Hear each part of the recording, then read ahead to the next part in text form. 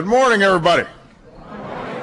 It is wonderful to see all of you, and wonderful to have one of the best partners that anybody could have in elected office, our Vice President, Joe Biden. Thrilled to have him here.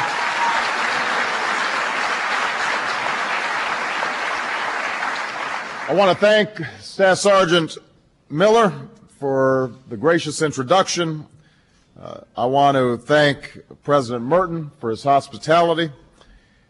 There are a couple of people here who deserve all the credit because they got a very tough bill done, and part of the reason they were able to get it done was just because of their extraordinary personal credibility. These are one is new to the Senate, and one had been there a while. And yet, together, they formed an incredibly formidable team. They're both class acts. Please give a big round of applause to Virginia's own John Warner and Jim Webb.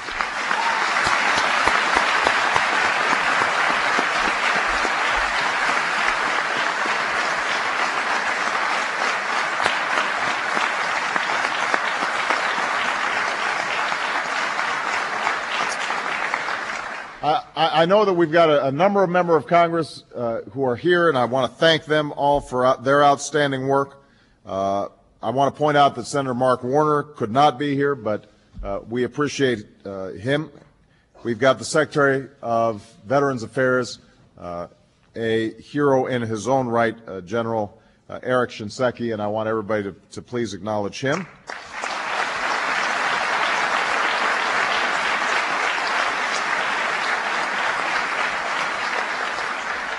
And of the original bill sponsors who could not be here today, we've got Senator Chuck Hagel, Senator Frank Lautenberg, Representative Harry Mitchell, Representative Bobby Scott, Representative Ginny Brown-Waite, and Representative Peter King. All of them worked hard along with the delegation that is present, and so we are very grateful to all of them. I want to join all of today's speakers in thanking those of you who worked so hard to make this occasion possible. But above all, I want to pay tribute to the veterans who are now advancing their dreams by pursuing an education. Obviously, I'm honored to be here and to renew our commitment to ensure that the men and women who wear the uniform of the United States of America get the opportunities that they have earned. I was a proud co-sponsor of the post-9/11 GI Bill as senator. I'm committed to working with Secretary Shinseki to see that it is successfully implemented as president. And we do this not just to meet our moral obligation to those who sacrificed greatly on our behalf and on behalf of the country. We do it because these men and women must now be prepared to lead our nation in the peaceful pursuit of economic leadership in the 21st century. This generation of servicemen and women has already earned a place of honor in American history. Each of them signed up to serve, many after they knew that they would be sent into harm's way. Over the last 8 years, they have endured tour after tour of duty in dangerous and distant places.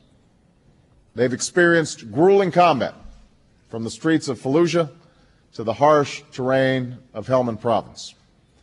They've adapted to complex insurgencies, protected local populations, and trained foreign security forces. So by any measure, they are the authors of one of the most extraordinary chapters of military service in the history of our nation.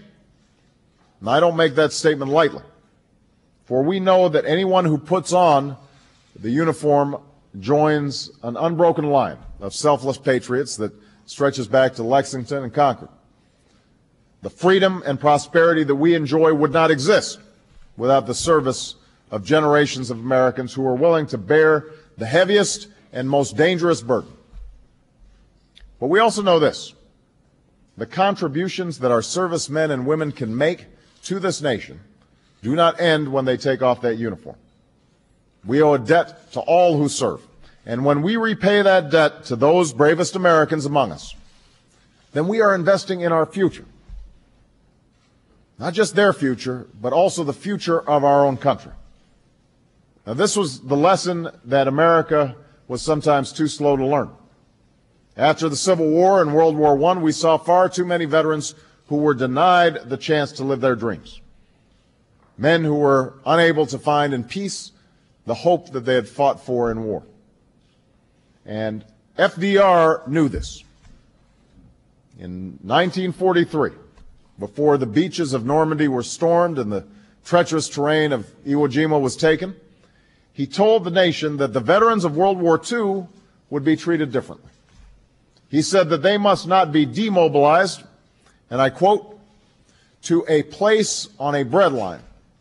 Demobilized to a place on a breadline or on a corner selling apples. Instead, Roosevelt said, the American people will insist on fulfilling this American obligation to the men and women in the armed forces who are winning this war for us. That is precisely what the American people did.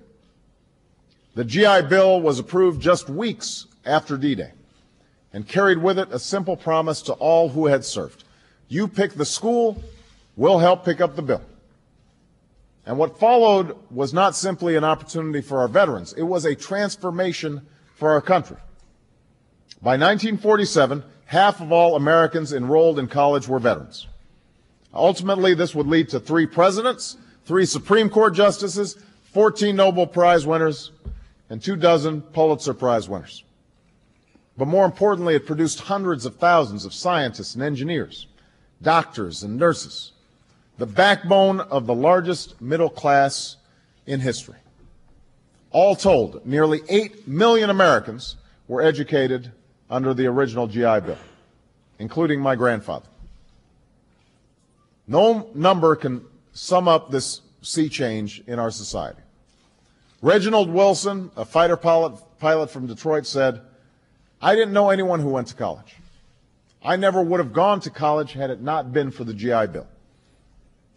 H.G. Jones, a Navy man from North Carolina, said, what happened in my rural Caswell County community happened all over the country. Going to college was no longer a novelty. Indeed, one of the men who went to college on the GI Bill, as I mentioned, was my grandfather, and I would not be standing here today if that opportunity had not led him west in search of opportunity. So we owe the same obligations to this generation of servicemen and women as was afforded that previous generation. That is the promise of the post-1911 GI Bill. It's driven by the same simple logic that drove the first GI Bill. You pick the school, we'll help pick up the bill. And looking out at the audience today, I'm proud to see so many veterans who will be able to pursue their education with this new support from the American people. And this is even more important than it was in 1944. The first GI Bill helped build a post-war economy that has been transformed by revolutions in communication and technology. And that's why the post-9/11 GI Bill must give today's veterans the skills and training they need to fill the jobs of tomorrow. Education is the currency that can purchase success in the 21st century, and this is the opportunity that our troops have earned. I'm also proud that all who have borne the burden of service these last several years will have access to this opportunity. We are including reservists and National Guard members because they have carried out unprecedented deployments in Afghanistan and Iraq. We are including the military families who have sacrificed so much by allowing the transfer of unused benefits to family members. And we are including those who pay the ultimate price by making this benefit available to the children of those who lost their life in service of their country. This is not simply a debt that we are repaying to the remarkable men and women who have served. It is an investment in our own country. The first GI Bill paid for itself many times over through the increased revenue that came from a generation of men and women who received the skills and education that they needed to create their own wealth. The veterans who are here today, like the young post-9/11 veterans around the country, can lead the way to a lasting economic recovery and become the glue that holds our communities together. They, too, can become the backbone of a growing American middle class. And even as we help our veterans learn the skills they need to succeed, I know that all of us can learn something from the men and women who serve our country. We've lived through an age when many people and institutions acted irresponsibly, when service often took a back seat to short-term profits, when hard choices were put aside for somebody else, for some other time. It's a time when easy distractions became the norm and the trivial has been taken too seriously. The men and women who have served since 9/11 tell us a different story. While so many were reaching for the quick buck, they were heading out on patrol. While our discourse often produced more heat than light, especially here in Washington, they have put their very lives on the line for America. They've borne the responsibility of war. And now, with this policy, we are making it clear that the United States of America must reward responsibility and not irresponsibility. Now, with this policy, we are letting those who have borne the heaviest burden lead us into the 21st century. And so today, we honor the service of an extraordinary generation and look to America that they will help build tomorrow. With a post-9/11 GI Bill, we can give our veterans the chance to live their dreams, and we can help unleash their talents and tap their creativity and be guided by their sense of responsibility to their fellow citizens and to this country that we all love so much. So may God bless our troops and our veterans. May God bless the United States of America. Thank you very much, everybody. Thank you.